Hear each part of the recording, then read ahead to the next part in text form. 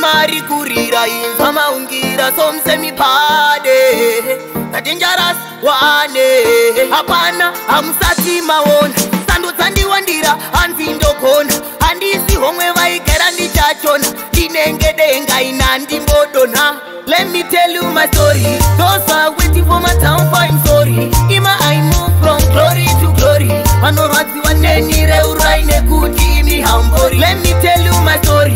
Those are waiting for my town fine story.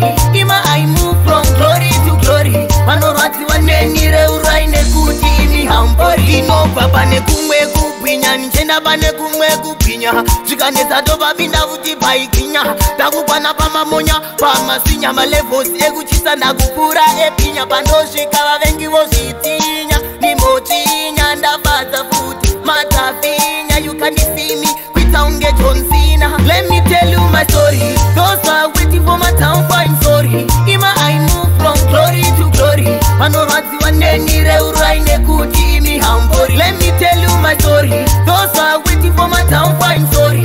Ima I move from glory to glory. Anoradzi wanenire uraine kuti imi hambori. Asingaone ibofu ndakubigwa namofu vakundipa manofu hanzi imachitofu ndokupedza selofu levo riri patopu mangomanani sopu handiperi sesopu zvoaradza seopu forward ever backward never. I'm going to be rich in it forever. Pamahwani chacha vanondiseva mukomendo utiseva. Let me tell you my story.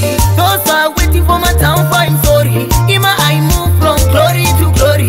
Anoradzi wanenire uraine kuti imi hambori. Let me tell you my story. Those are waiting for my town fine story.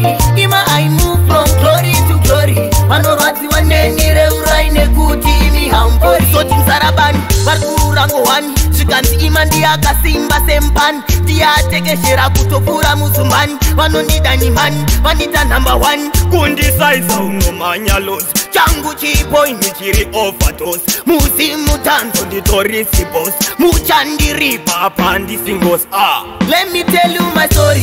Those are waiting for my town fine story. Ima I move from glory to glory. Anoradzi wanenire uraine kuti imi hambori. Let me tell you my story. Those are waiting for my town fine story. Ima I move from glory to glory. Anoradzi wanenire uraine kuti imi hambori. Let me tell you my story. Those are waiting for my town fine story. Ima I move from glory to glory. Anoradzi wanenire uraine kuti imi hambori. My story for my town fine story. From glory to glory.